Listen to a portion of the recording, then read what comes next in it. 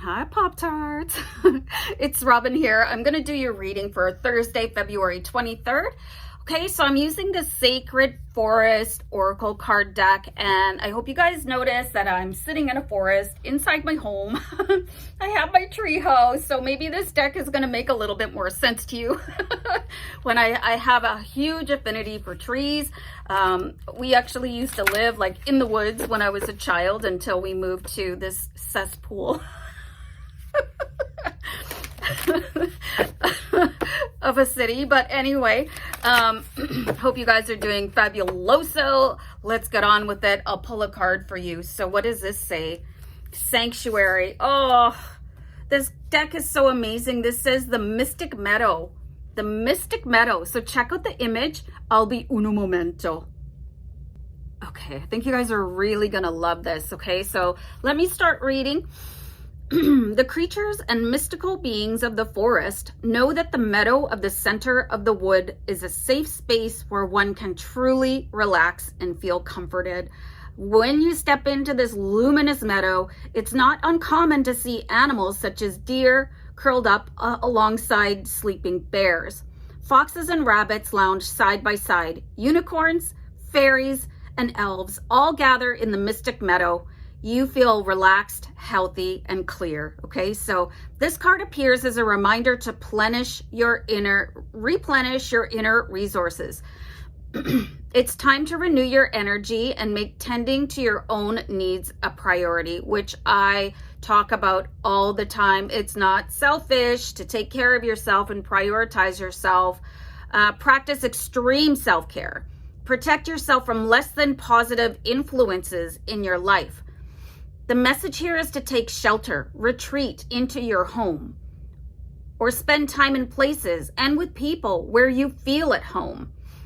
Mend physical objects, organize your possessions, and heal relationships. Okay, I want to talk about healing relationships. Some relationships cannot be fixed. You know, some of us have some really abusive and unfortunate people in our history, so you can forgive people but not forget. And you do not have to do the forgiving in person or by telephone. You can write a letter and burn it, or you can write a letter and never mail it, or you can do what my grandmother taught me how to do. You write out a letter to somebody listing all the things that you find annoying.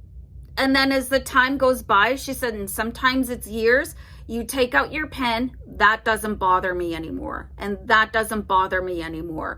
My grandmother was a very, very wise woman.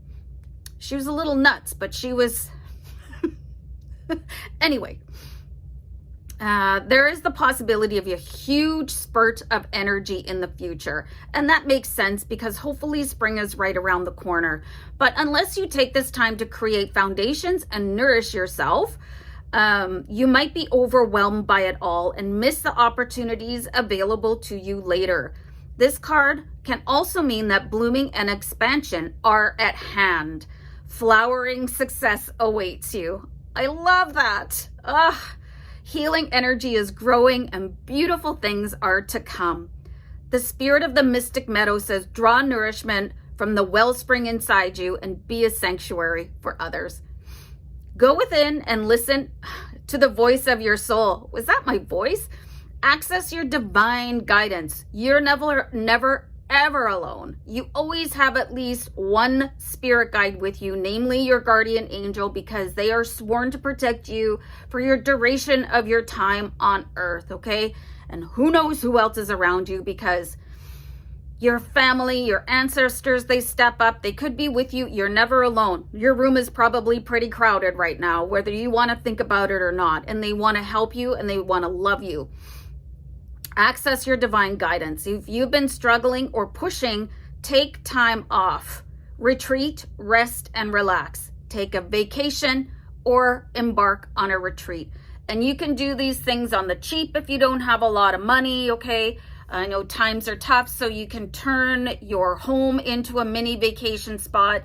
Angel number 444 just rolled by. Like, you could make a fort. We don't have to be adults all the time. Adulting sucks. People don't tell you that when you're kids, right? Adulting is hard. There's a lot of obligations and bills and people. So do something fun. If you can't afford to get away, like maybe a hotel room or go camp in a yurt or do something, just break your everyday trend and mix it up a little bit.